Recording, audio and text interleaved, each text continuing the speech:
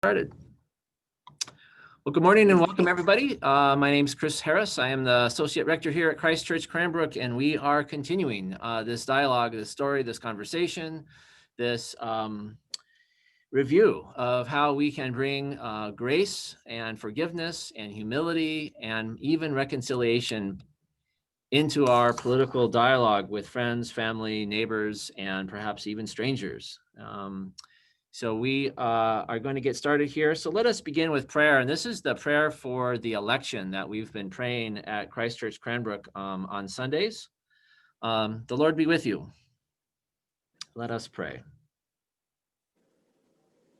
God of love, in these times of transition and change, in these times of division and strife, unite our nation and guide us and our leaders with your wisdom. Give us all courage to follow our hopes and overcome our fears. Help us to build a future in which your justice and mercy flow down like water, and all prosper and share through Jesus Christ our Lord. Amen. All right. So without any further ado, we're a little late getting started here, so I'm going to bring up our topic today, Embrace the Paradox, and turn it over to our presenter, Amy Ryberg. So Amy, are you unmuted? Yes, I am. Can you hear me? Yep. Great. So let's fire away here. Go ahead. Okay. This sort of seems to lead right out of Manisha's sermon about all the different meanings of things. Okay. What we're working on is paradox, letting go of black and white. Conflicting opinions and data can and do exist simultaneously. Most of us tend to believe that if we just dig far enough, we will find the truth, the right answer. And that's simply not true. First of all, it's impossible to sort out all the information. And what we tend to do is find only things that confirm what we already want to believe.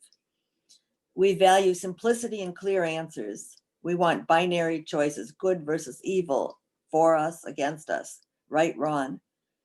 We find more complex ways of being right and wrong, but this isn't the same as embracing paradox. In other words, I can find more arguments for my side, but that's not the same as embracing paradox. It's just adding more things to my outline.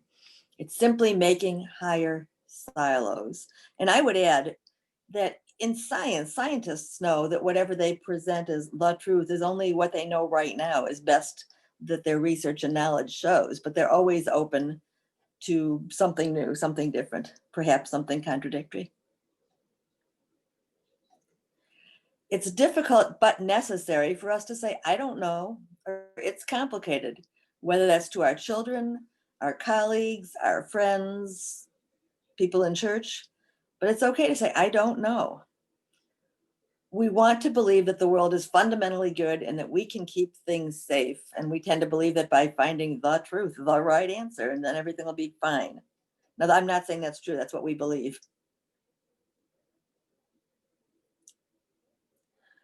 We try to formulate everything as a linear debate.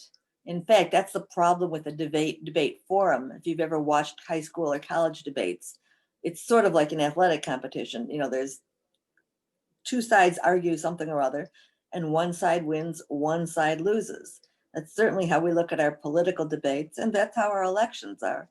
Our elections are winner take all by state, not even by numbers of people. So somebody is going to lose, which means that that we're going to fight that much more desperately to be on the winning side.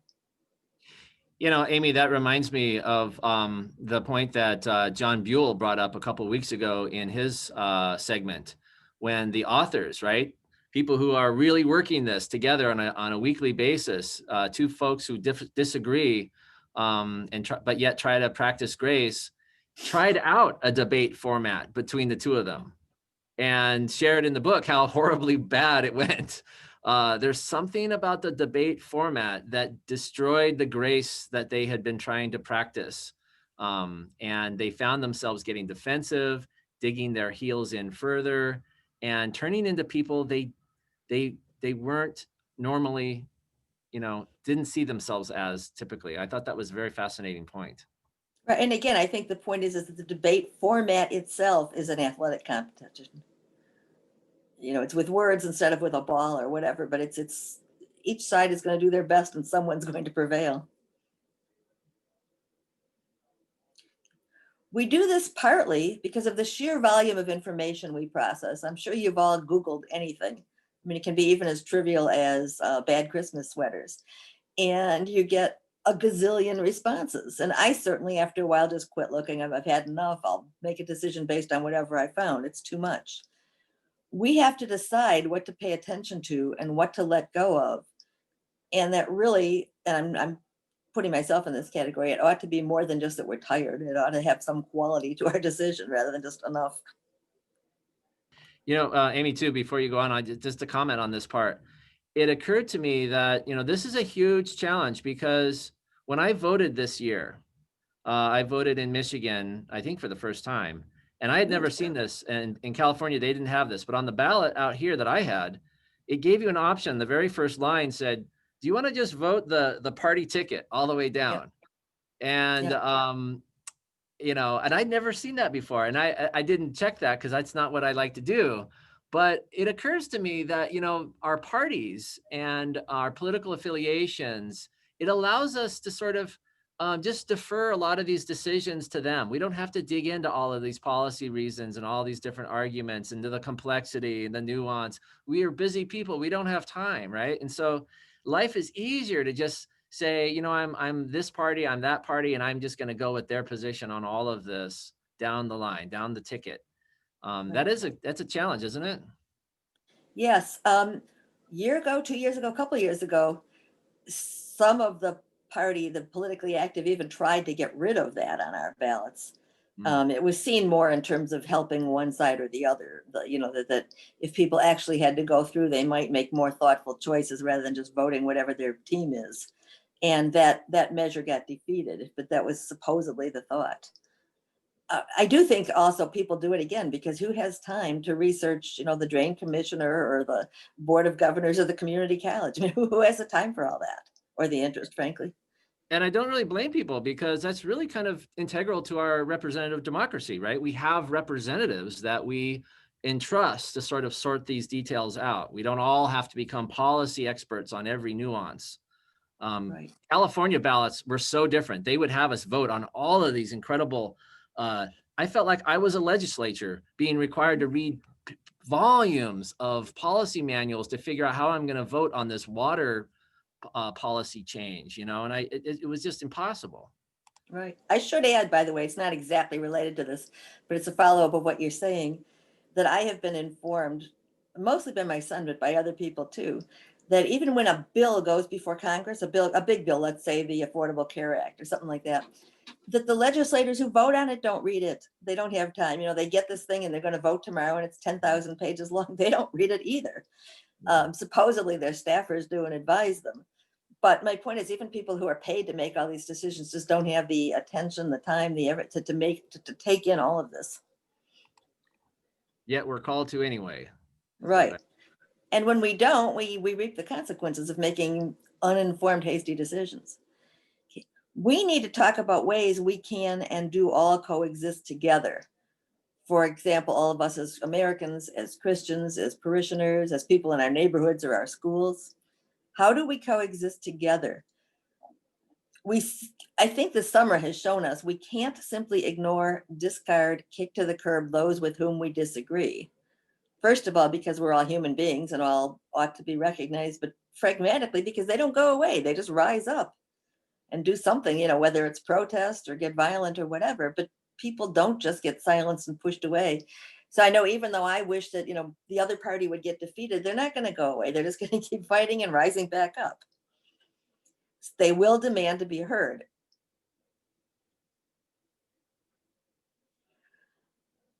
Richard Rohr, which I think who a lot of you know, and if you don't, you should get acquainted. He's the head of the Center for Action and Contemplation in Albuquerque. He's a Franciscan friar, and he's wonderful. He says you can get his daily meditation on email. We need to see the world in all its complicated, contradictory, paradoxical glory. For example, is the Trinity three or one? It's both. And there's even more than that to it. On Trinity Sunday, we sit there and debate it. And the clergy always says, I don't really understand this, but I wrestle with it every year and I'm trying to explain it. And they're the experts.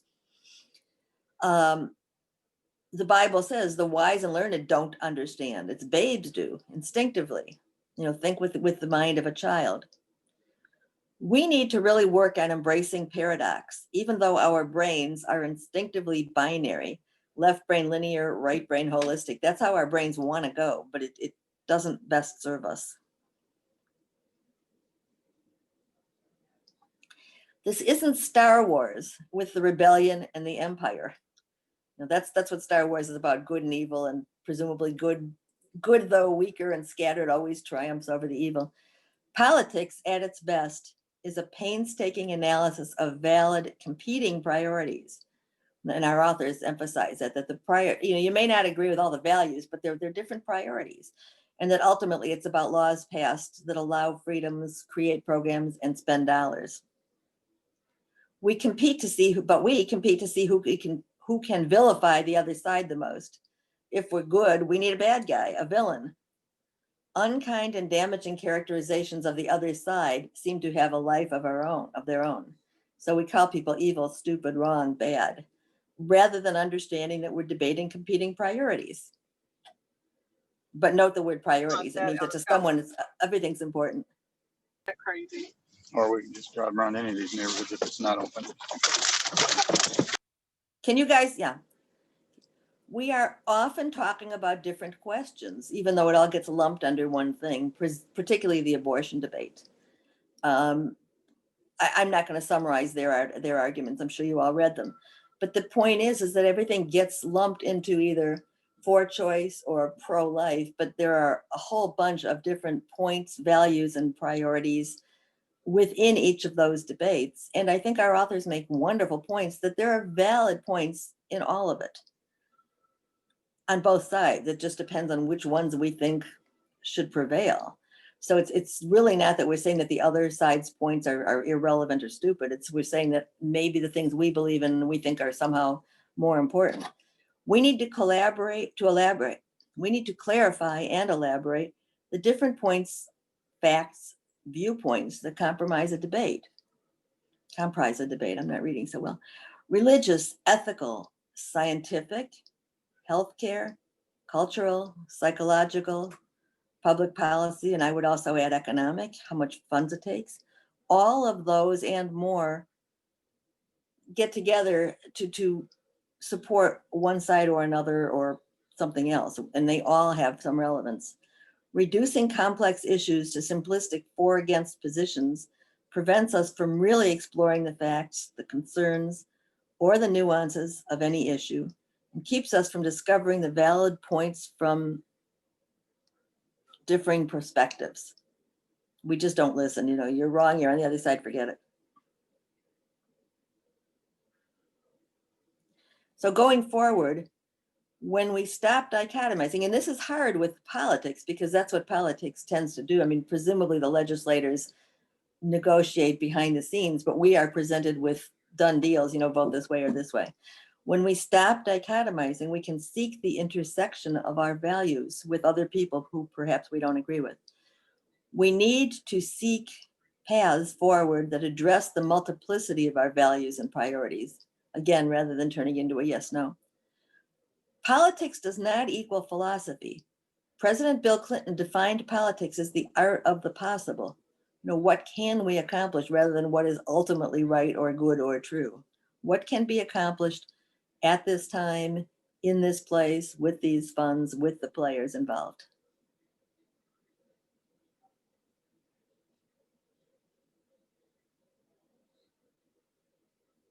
There we are. Great. Well, thank you, Amy. That was You're welcome. we got through that. What are people's thoughts, feedback? we kind of identified the challenge of embracing nuance when all of us are quite busy. Do we have time to get into nuance? Isn't it easier just to defer all this to somebody else or the party that we are a member of and what have you? Or what shows up on our email, our little email feeds. Yeah. Can we as go Mr. back Feelings, to we're experts at both ends, acknowledging? aren't we? Go ahead. Can we go back to, I think the second one was acknowledging the paradox, was it? And it's okay to say, I don't know.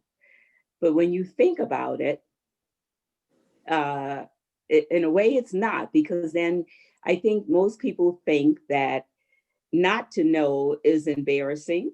You're going to think that they are ignorant or stupid. And, you know, my example is a man. A man will never ask for directions. I don't care how lost he is. It's He true. just won't ask.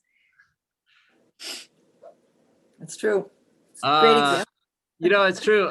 Shirley, you bring up a great point. I mean, we blew right through that slide, but the idea of embracing the idea of being able to say, I don't know, that is terribly difficult. For many of us. And I will be happy to admit that as a clergy person. Even Amy said, well, you know, even the clergy talk about the Trinity and they're supposed to be the experts.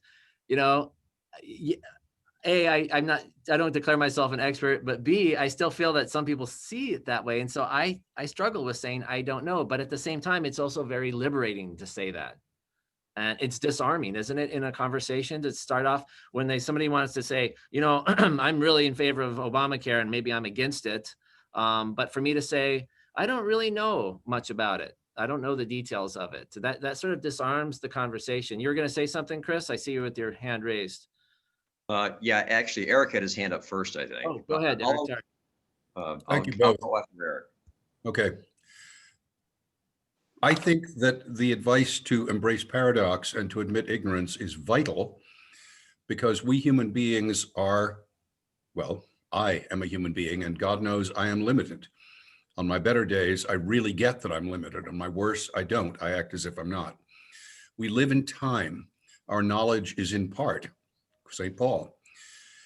But as Christians, we are also in a way burdened, for purposes of this argument, we are burdened with an arc of scripture that ends in an absolute, it looks like, anyway, winner take all image in the book of Revelation. Good and the kingdom of God are going to triumph, and all evil will be banished into outer darkness. And we know where that goes. But only God can know what that means. I think our problem, it's an additional problem that Christians have, is that we don't even question that we've grown up with this image. And our temptation is to make it all happen right now. Does that make sense? Yeah. Yeah, it kind of goes to what we were saying earlier. Time and patience is also an important player in this process of offering grace. Yeah. Chris, I was going to, you know me, I throw in a funny reference, forgive me, but this whole idea of things are complicated and I don't know everything. It actually started for me, this is going to sound ridiculous, but just bear with me for a second. I'll keep this quick.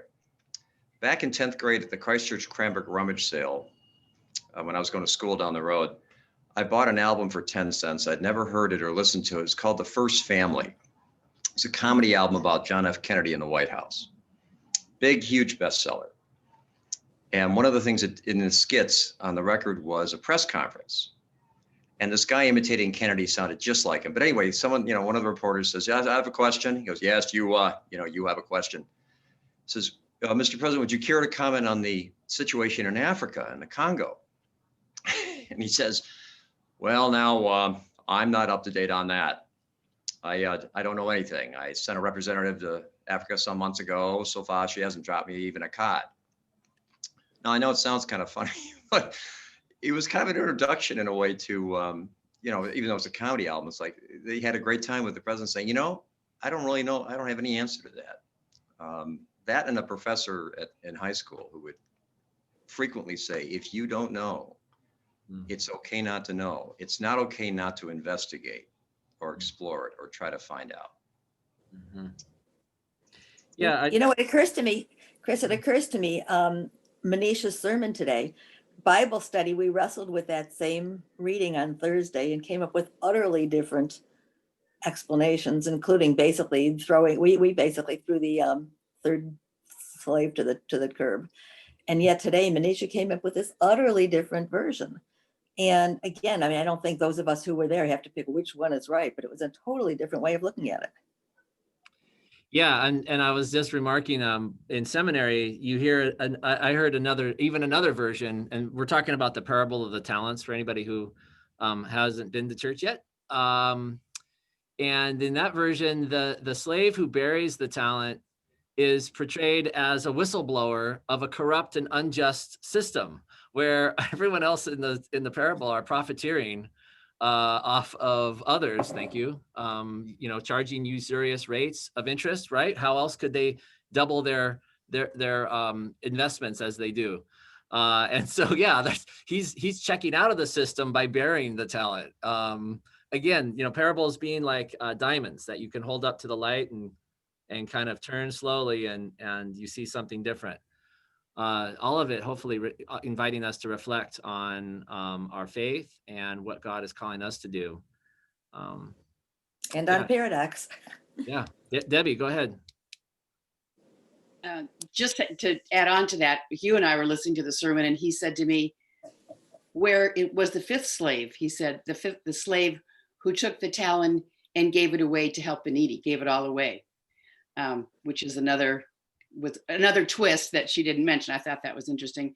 But I did want to say this. I think this embracing the paradox, I think this election we've just had is a perfect example of embracing the paradox. And I read a column this morning by someone who said, well, both sides wanted a repudiation of the other side. Democrats wanted a great blue wave and to repudiate everything the Republicans did or didn't do. Republicans wanted a red wave to justify their faith in President Trump. And none of that happened. What this columnist said was the chaos of this presidency was repudiated. So we have Joe Biden as president. But otherwise, down ballot senators, legislators, actually Republicans in state legislatures, in the Congress. So people they want us, I think, to work together. That's what they want. They don't want one side to take over from the other. They want us to be in the middle and work together and embrace the paradox, I think. Yeah, they didn't mention the fifth Historians slave on the call because the will fifth be slave happy is to remind us that history resists such simplistic characterizations, doesn't it? Sylvia, go ahead. Yes, I was just reminded a little bit of watching our language too. When you're talking right now about different interpretations of a parable or something, or anything, a lot of times, even though we don't mean it, we might say, "Oh, somebody interpreted that way, but I think it's this one." And by doing that, you're kind of putting down the other interpretation instead of adding to the conversation. So one thing that we're trying a lot to do in my group at work is to, instead of saying "but," say "yes, and." I also think, and adding, because a lot of times I think of you're kind of putting down the other, right? Well, and I don't think, and even though you don't really mean it, so just kind of watching what you say, the way you say it. Mm-hmm. Yeah, it occurs. So we actually put it at the beginning of some meetings, like embrace "yes, and" but. Yeah. It occurs to me that we have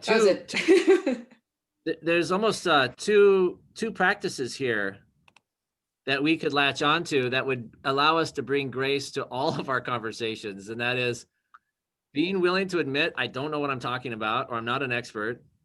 And as you say, Sylvia, trading in but or however, right, for and. I hear what you're saying, and I see. I also would add this. That's nice. Try those out at the kitchen table when you have an argument with your spouse next, and see if that helps things at all.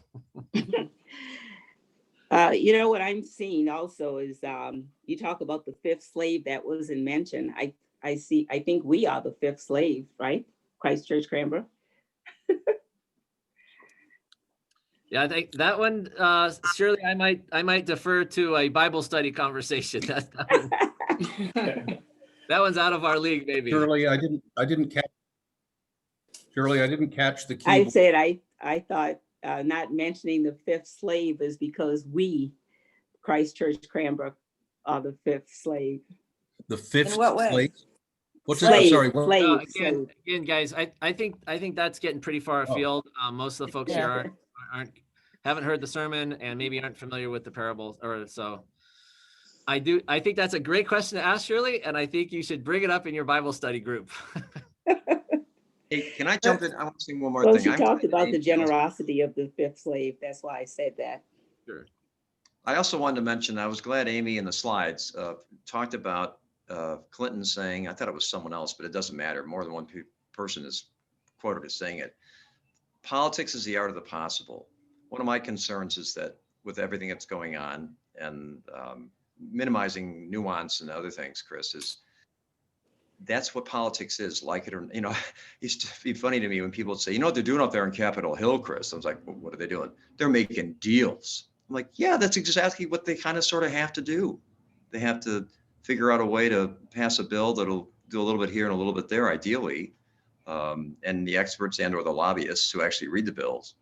But I was glad that was brought up, because I think my opinion is sometimes that gets lost as well with all the minimizing and things that social media platforms and television can do, that is exactly what they have to try and accomplish. Mm-hmm. It's the art of compromise. And maybe, and sometimes it's the art of sitting with our differences. For example, for the Episcopalians on the call, was not the Anglican Church, the Church of England, were we not born out of all kinds of willingness to sit with our differences, right? To gather in common prayer, but not always a common belief of what's happening, for example, during the Eucharist, right? Is that actually becoming the body and blood of Christ? Or are we remembering it in some way? Or is it a mystical way? Or there's so many different ways of looking at it. Did we want to be a church that fought it out and decided, okay, this is going to be the one single answer for all Episcopalians or all Anglicans? Or did we say, you know what, let's put this debate in its proper place, right? As we've been talking about, let's put politics in its place. And let's put first things first. And the first thing that we put first was common prayer. Let's gather at the altar rail and see what possibility could emerge from that. Let's gather with our differences, bring them to the table. You don't need to negotiate them. You don't need to compromise them. Bring them with you. But let's come together at the table and gather in common prayer, gather in common worship, gather before and be sent out in a common mission to love and serve the world. I think that's, while other denominations split and split and split and split over all kinds of ideological, theological divides, and by the way, they're still splitting. I think our church is uniquely qualified in some ways to speak to this idea of both and. Anybody see that as I do? Or what are your thoughts on that? That's wonderful. I agree. I guess it's easy for us.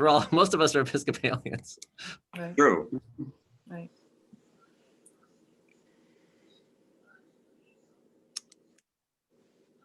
Other thought, any questions, comments coming up in the chat, Amy, that you want to bring up?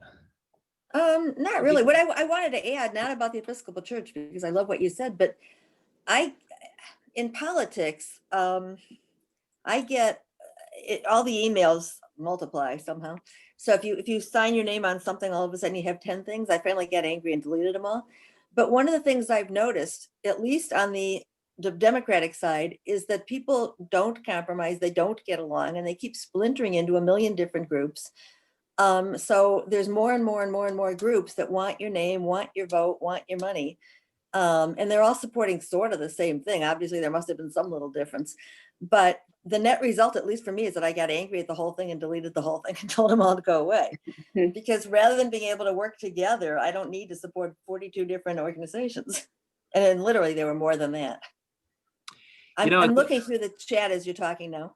Well, I'm gonna give the floor to Amy Graham in a minute because she is monitoring the chat. But to your point, Amy Ryberg, I wonder if for those of us who kind of sometimes will struggle with embracing nuance and paradox when we're in a heated conversation with somebody, I wonder if it's helpful to remind ourselves that that the world is different and is changing, and it's not a one-time decision. Amy, what do you have in the chat that you wanted to bring up? Yeah, so a couple comments. One is some commenting about free speech, and if we can't discuss ideas, then what can we discuss? I think that's an excellent point. If you can't be wrong in a thought, you can't be wrong at all. God is not about right and wrong. Those are a couple of the comments. Also, Eric makes a point of what the public want is the art of the ideal, whereas daily life is about the more humble art of the political deal. Compromise need not always be a dirty word.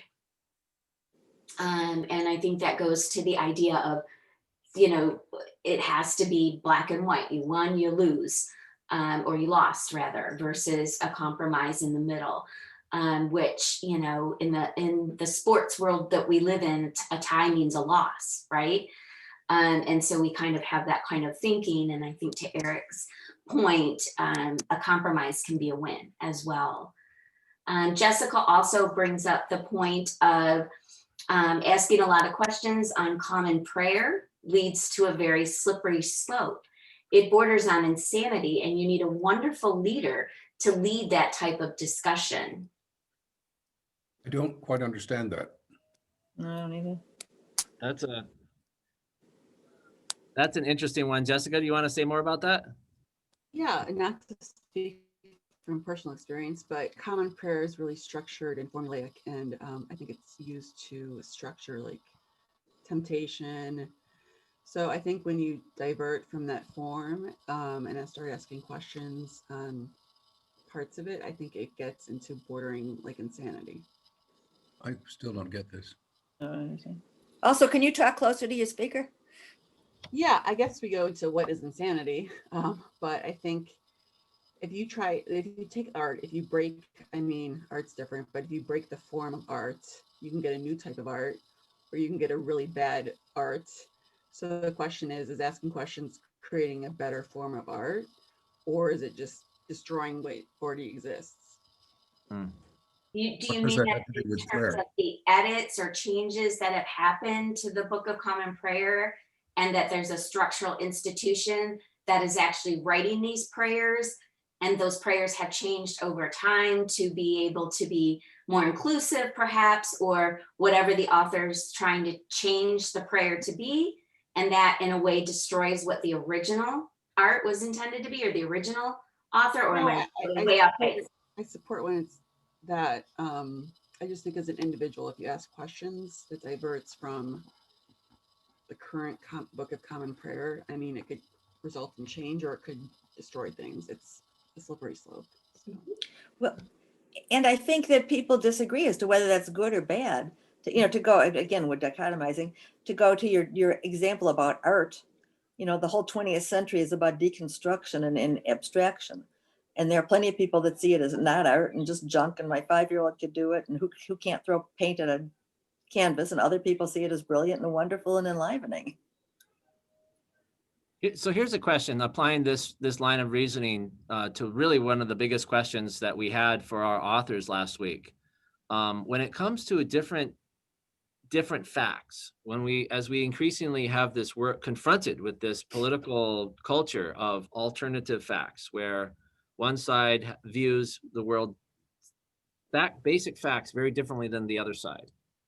How do we embrace paradox in that situation?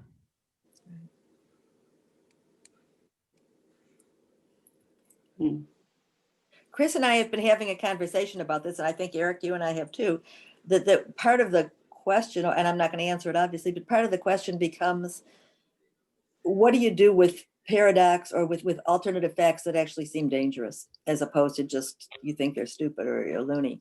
But what do you do with stuff that's quote unquote dangerous? I personally would throw running around maskless at a big rally is one of those things, and telling people that it's safe.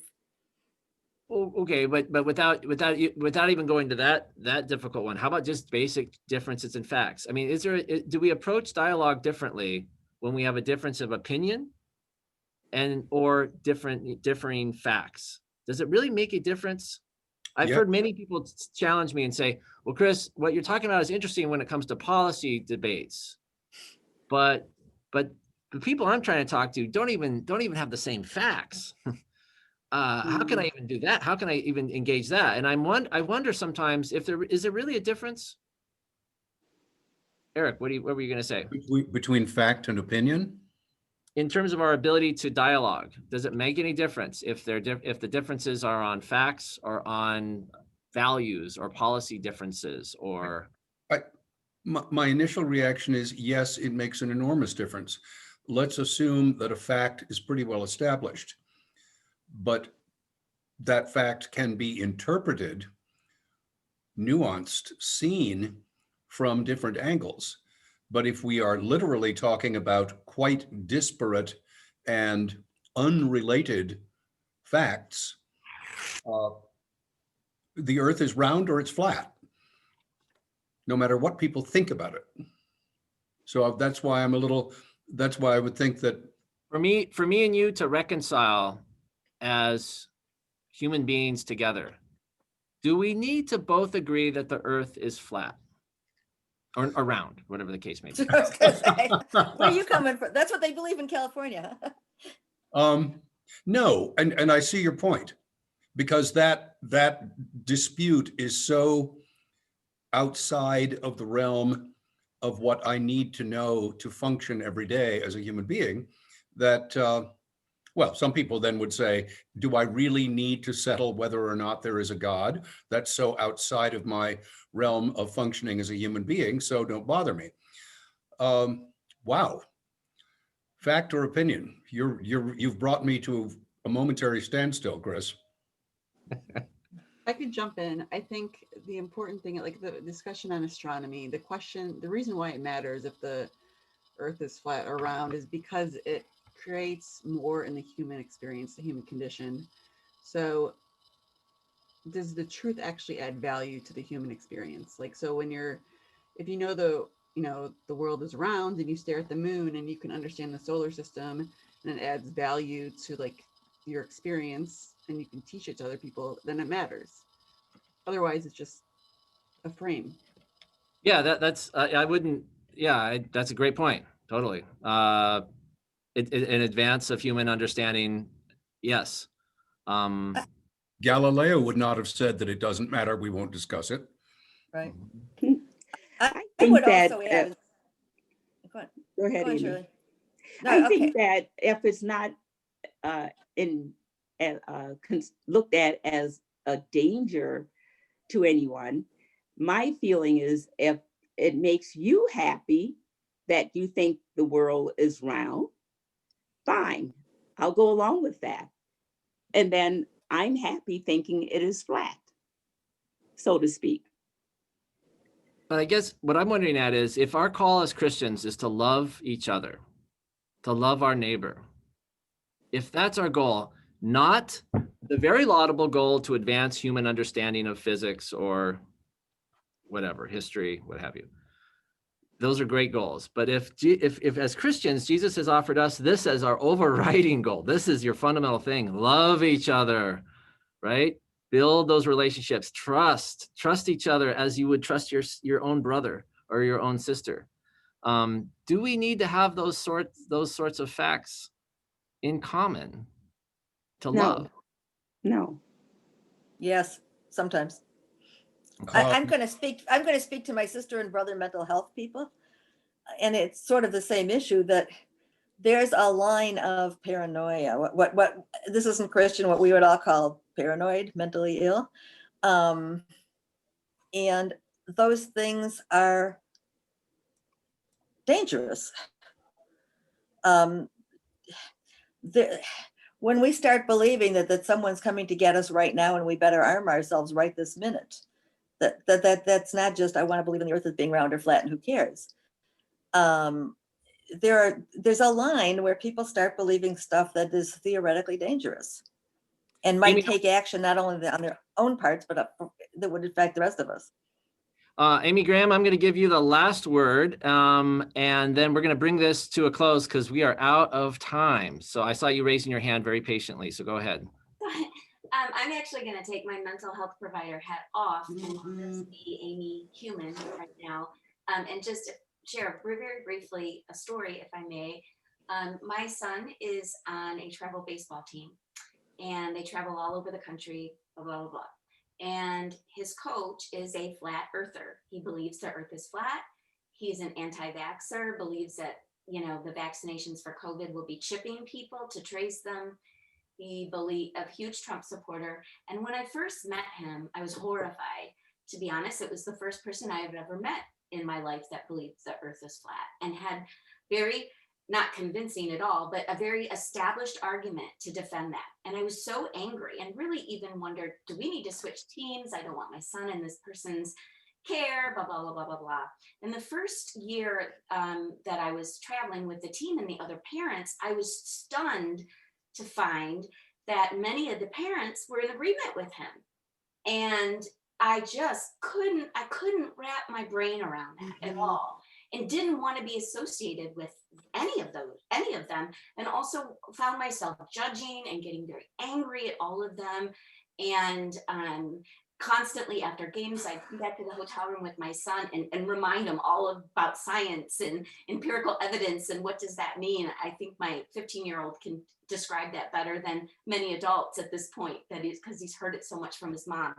But then over the course of time, because my son wanted to stay with that coach, he had learned so much and grown so much, I tried to see what my son saw in that coach. And through his eyes, I was able to see some of the positives, some of the encouragement, some of the hard work that he does, and not just see him for this person who I thought, back to Amy's speak, as a mental health provider, had a delusional disorder. Like what was going on with this human? And I've come to accept that it's not my job to change him or to have him embrace science and empirical evidence. It's my job as human Amy, as Christian Amy, as mom Amy to my son, to see what he offers to this earth just as he is, just as coach. And that was hard. And do I include him in all aspects of my life? Absolutely not. I know what box he lives in, and I try to challenge myself to widen that box a little bit. But I think over time, what has happened is that coach has started to ask me very slowly questions about COVID or questions here and there. And I just tried to give him the evidence-based answers and be kind. And